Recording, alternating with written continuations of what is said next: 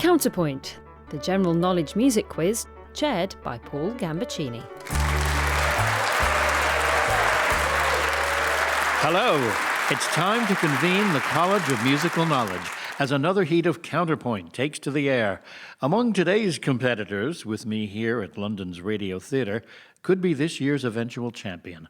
But first, I'll have to prove their love and knowledge of music are broad enough to propel them to the semi-finals next month. Let's meet today's trio. Hello, my name's Rosanne Jardine. I live in Lyme Regis. I play the French horn, the piano, and lately I took up the baritone sax and have played for the last 5 years in Bridport Big Band. Hello, I'm Clive Manning from South London. I'm a keen but very amateur singer, but in my youth I once sang Coco in the Mikado. Hello, I'm Claire Sanderson, originally from Cornwall, now living in Cardiff. I play viola in the Cardiff Philharmonic Orchestra, violin, ukulele and banjolele in the Withering Raspberries Band and Ukulele Wolves. I also sing and play piano, mandolin and guitar. Welcome, all three of you. In our opening round, we test your musical general knowledge. If you get your own question right, you'll get 2 points. And if you can't answer correctly, I'll open it up to the others for 1 bonus point. Good luck, everyone. In the words of Marvin Gaye, let's get it on with the first question for you, Rosanne Jardine. As it's National Puzzle Day this week, here's a crossword clue to identify. 13 letters beginning and ending in S with the clue, steals an album by the Rolling Stones. Sticky Fingers? Yes, for 2 points. Clive Manning, let's plunder an episode of Radio 3's The Essay, available on BBC Sounds. Which work by Gustav Mahler is being described here by the composer and music writer Stephen Johnson? He steered 1,000 heads in the direction he wanted, throwing up great waves of sound, and then subsiding into indescribable delicacy.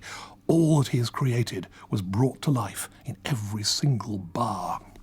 The educated German-speaking audience of Mahler's time would have understood something about Mahler's appropriation of Goethe's Faust that we can easily miss today. Mahler 8. That is correct. Indescribable delicacy here on Counterpoint. Claire Sanderson. In September 2024, the BBC launched a 3-part TV docuseries with the billing Child Prodigy, Flawed Human, Musical Giant. Letters, manuscripts, and performances reveal the making of a man who created some of the world's most magnificent music. Who's the subject of that series? Wolfgang Amadeus Mozart. Yes. The title of the series is Mozart, Rise of a Genius. Rosanne, here's a recent recording of a popular work by Mozart, which was composed during his Vienna period in the mid-1780s. When you've heard Claudio Abbado conducting the Chicago Symphony Orchestra, I'd like you to name it.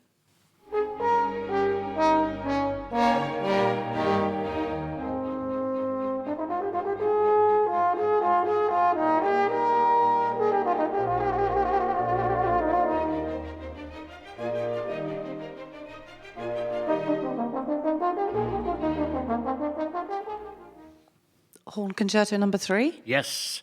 Clive, early in the 18th century, the celebrated Venetian playwright Carlo Goldoni was hired to adapt the libretto for a drama per musica in 3 acts by Vivaldi. First performed in Venice in 1735, the opera tells the story of the people of Thessaly's objection to King Gualtiero's wife, a lowly shepherdess. What's her name? Escapes me. Anyone like to pick up? It's Griselda. Claire, let's test your knowledge of the viola. You're about to hear a composition for viola and piano from a 2022 album by Vinciane Beranger. This piece was written in 1917 by a British composer and violinist who once told a journalist, "I would sooner be regarded as a 16th-rate composer than be judged as if there were one kind of musical art for men and another for women." After you've heard Morpheus, I'd like you to name her.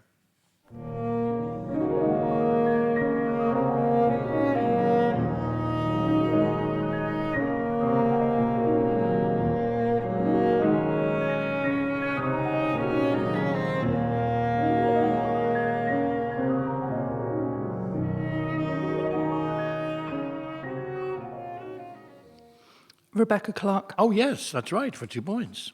And Rosanne, the Radio 4 music documentary series Soul Music celebrates its 25th anniversary this year. In 2008, the series explored a track released in 1977, composed by John Kander and Fred Ebb for a Martin Scorsese film. Their first attempt did not impress Robert De Niro, one of the main actors, so they furiously wrote another one, containing the lyric, "I want to wake up in a city that doesn't sleep." What's the song's title? New York, New York. That's right. Clive Manning, in a program from April 2024, Soul Music honors a song by Van Morrison, described as having an atmosphere full of tenderness, wonder, and joy. But underneath, there's a feeling of transience, a melancholy sense of things coming to an end, and of inevitable change. Once you've heard Sweet Thing, can you name the classic album on which it originally appeared? And I was strung a merry way and jumped the hedges first. And I will drink the clear, clean water for to quench my thirst. And I'll show out the ferry boats and they'll get high. I've got 2 albums, and I'm going to go for Into the Music. And you went for the wrong one. Anyone want to pick up? Van Morrison's Astral Weeks.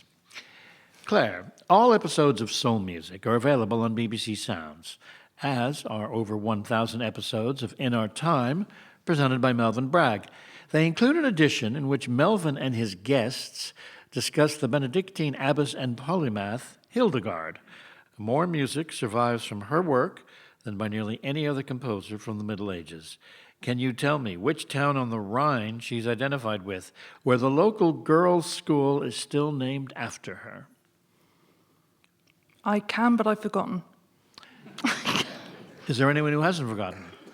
And Clive says, Hildegard of Bingen. that's right. Rosanne, January 2025 marks 90 years since the birth of Elvis Presley. Once we've heard one of the many #1 songs of the King of Rock and Roll, a question will follow. Is your heart filled with pain? Shall I come back again? Tell me, dear, are you lonesome tonight? Are You Lonesome Tonight was written in 1926 by Lou Hanman and Roy Turk. The spoken bridge, which follows the third verse, includes which line, taken from Leon Cavallo's opera Pagliacci, which in turn loosely quotes a monologue from Shakespeare's As You Like It. I don't know. Anyone? But it describes your situation. The world's a stage, and each must play a part. Clive Manning, one performer who still takes to the stage after a near 60-year career, is the American singer, songwriter, and pastor Al Green. His biggest British hit was not his signature track, Let's Stay Together, but a song released a few months earlier in 1971. It was successfully covered in the 90s by Scottish band Texas. Can you name it? I'm So Tired of Being Alone. That's right. And Claire, we end this round with an operatic extract from the soundtrack album of Maria, a film recently released in UK cinemas with Angelina Jolie portraying the last days of the great Maria Callas. The album features restored audio from Callas, performing arias from operas featured in the movie. This is from a work by Donizetti, based on the life of an English queen. After you've heard Piangetti Voi, I'd like you to name the opera.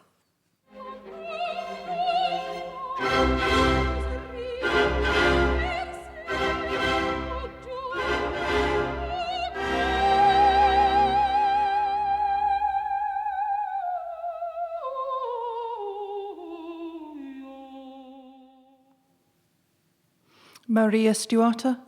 Oh, I'm sorry, that's not it. Anyone pick up? It's Anna Bolena. Let's see who has kept their heads as I reveal the scores of the opening round. The scores are Claire Sanderson, 4, Clive Manning, 5, Rosanne, 6.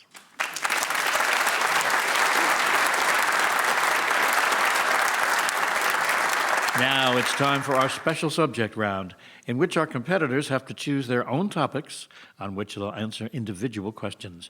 I'm going to give them 5 categories to pick from. They'll select in the order of their scores so far, but this is the first time they've heard this list, and they've had no chance to prepare. They will need to choose carefully. Here are today's categories. The Music Case of Benjamin Britten, For the Love of Luther Vandross, Puccini and Paris, Handel, People and Places, Arthurian Legend. Rosanne, you're in the lead at the moment. What would you like? Handel. Okay. Handel, People and Places. Clive Manning, what would you choose? Arthurian Legend. And that leaves 3 for Claire. The Music Case of Benjamin Britten, For the Love of Luther Vandross, and Puccini and Paris. Puccini in Paris, please. Claire, here come your questions on Puccini and Paris. Set in Paris, which Puccini opera opens in a cold attic with friends Marcello and Rodolfo burning a manuscript to keep warm? La Bohème. Yes. As Act 1 of La Bohème continues, the poet Rodolfo encounters the seamstress Mimi. Initiating this legendary aria, Che gelida manina, Your Tiny Hand is Frozen. Which tenor do we hear performing it here? E gelida manina, se la lasci riscaldar, cercare che giova, al buio non si trova. Pavarotti. No, that's Andrea Bocelli. La Tosca, a French-language play by Paris-born writer Victorien Sardou, was the inspiration for Puccini's Tosca. The opera is set in Rome in the year 1800, when it was under threat from whose invading army? Scarpia. No, Napoleon. Here's a Puccini intermezzo, which follows action in a Parisian house where a woman is arrested trying to flee a controlling treasurer general. What's the opera's title?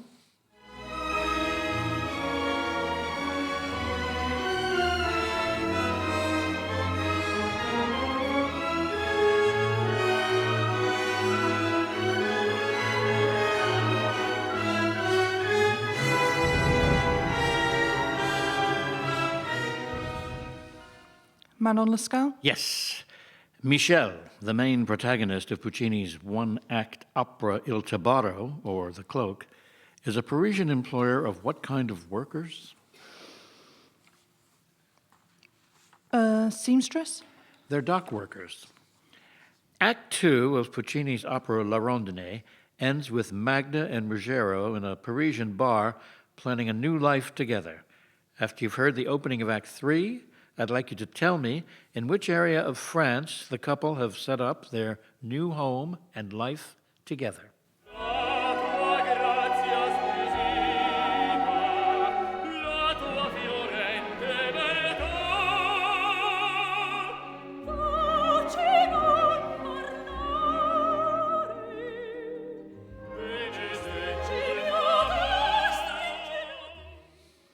Brittany. No, I'm sorry, it's the French Riviera. Finally, Nessun Dorma, from Puccini's Turandot, has long been a staple of operatic recitals, with Luciano Pavarotti popularizing the aria to a much wider audience at the 1990 World Cup. He was welcomed back to perform at subsequent World Cup finals as part of the 3 tenors concerts. In which year did he take to the stage in Paris? 2008. No, it was 1998. And so, Claire, in that round you have scored 4. Added to your previous 4, you now have 8 points.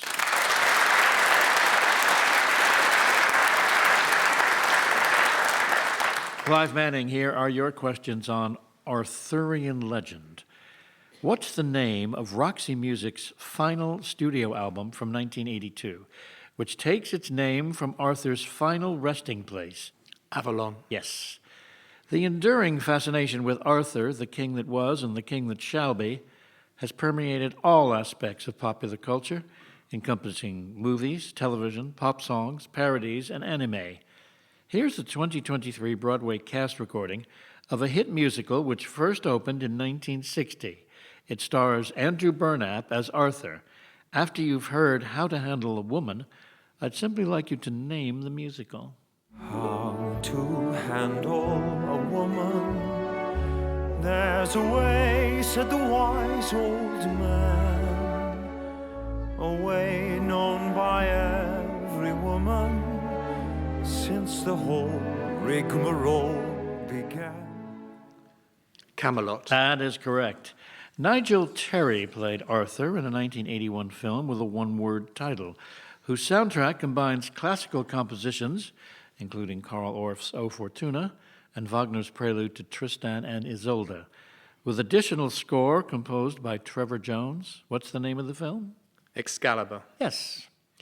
Music now by Arnold Bax, who said of this tone poem that it may evoke the wide distances of the Atlantic as seen from the cliffs of Cornwall, and memories of the historical and legendary association of a place connected with King Arthur. Can you name it?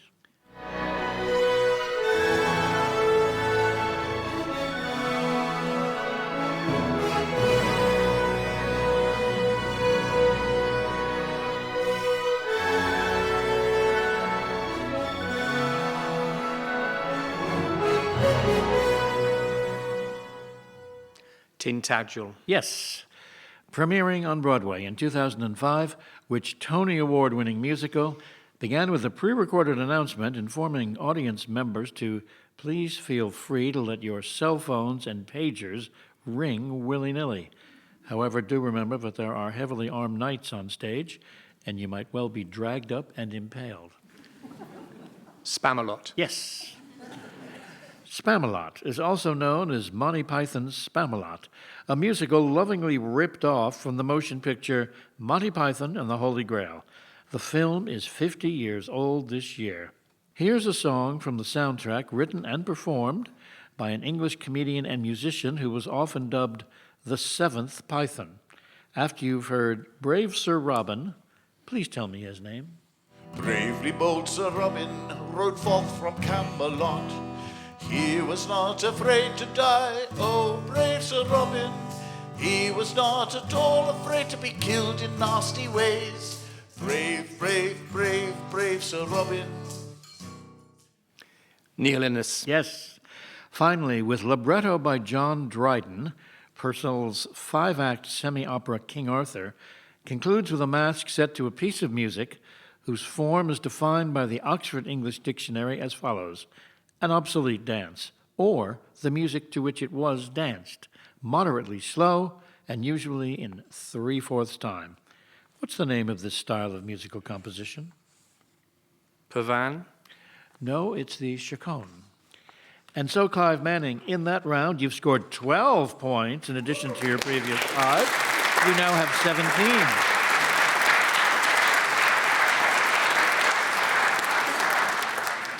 Rosanne, here are your questions on Handel, People and Places. Composed in 1743, which three-act oratorio tells the story of a legendary Israelite warrior with prodigious strength derived from his uncut hair. It's gone. Sorry. It's Samson. Yeah. Here, the Royal Philharmonic perform one of Handel's most famous orchestral works. A question will follow.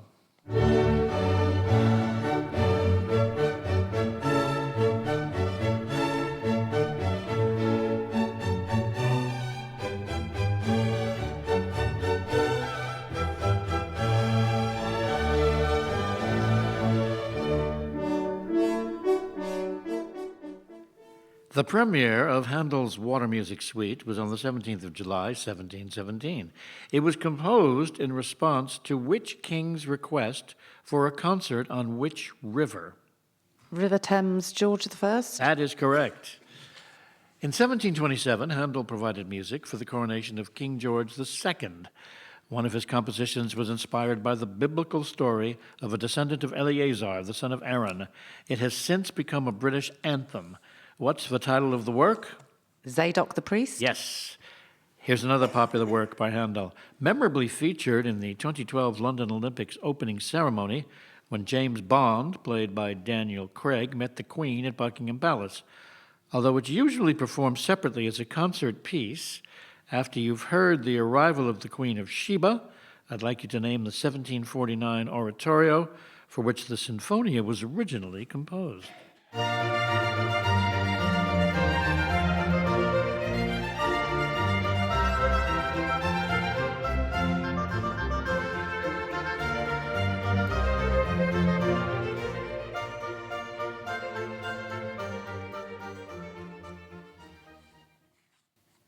Solomon? Yes. Ombre mai fu, also known as Handel's Largo, is the opening aria from the opera Circe, set in the ancient city of Abydos during the time of which empire? I don't know. It's the Persian Empire. BBC Sounds has an extensive array of Radio 3's Building a Library podcasts, providing a guide to the best recordings of the greatest classical music. In this edition from 2024, can you identify which collection of Handel's works is being explored by the musician and Baroque music expert Joseph McHardy? So they were written in late 1739. And they're written for a solo trio of 2 violins and continuo, and that's answered by a ripieno of the full-string orchestra, in imitation of the great Italian violinist Corelli, whose music had taken London by storm. Opus 6? Yes, that's right. Opus 6, Concerti Grossi. Finally, the popular name of the final movement of Handel's Suite No. 5 in E major for harpsichord is referenced in Great Expectations by Charles Dickens. Pip, the main character, is given the nickname of Handel by the character Herbert Pocket because of his apprenticeship in which trade? The blacksmith? Yes, that's right. Blacksmith, the work being the harmonious blacksmith. Let's see what score you have forged in that round. 10 points added to your previous 6. You now have 16 points.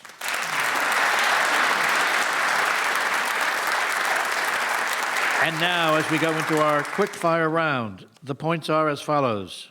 At 8, Claire Sanderson. At 16, Rosanne.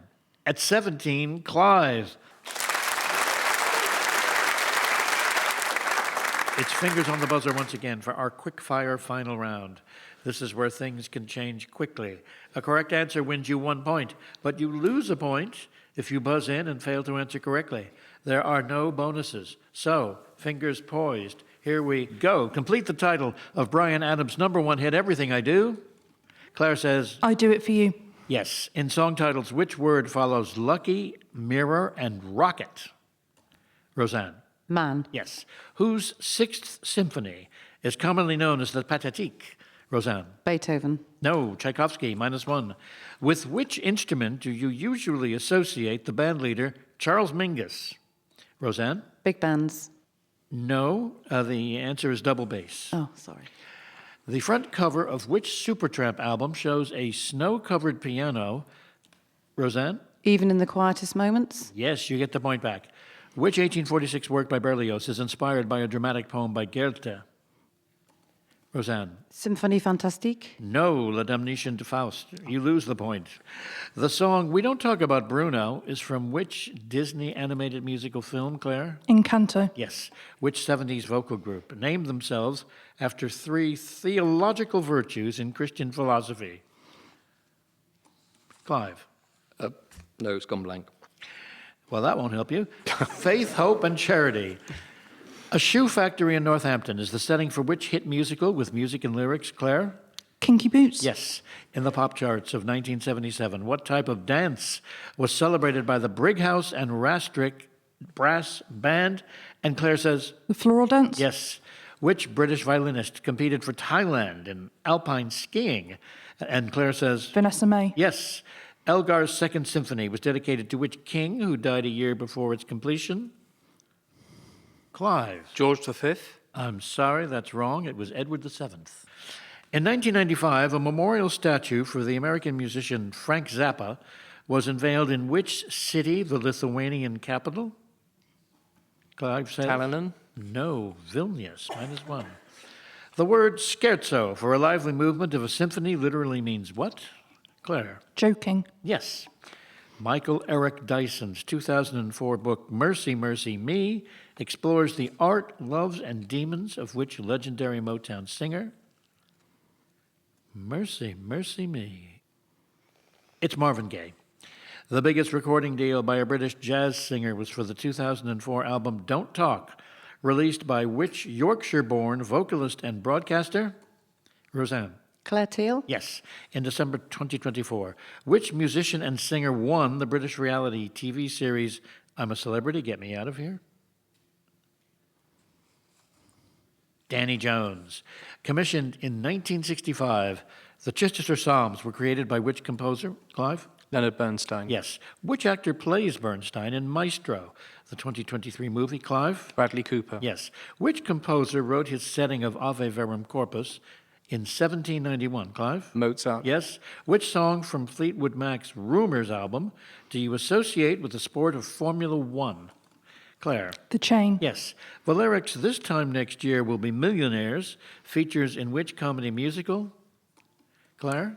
Only Fools and Horses. Yes. And finally, complete the lyric from the 1970 hit by Stevie Wonder. Like the fool, I went and stayed too long. Now I'm wondering if your love's still strong.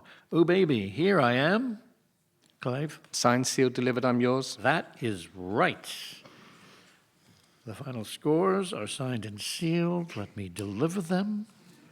Oh, we have a tie for second place between Claire and Roseanne on 16. And ahead at 18, it's Clive.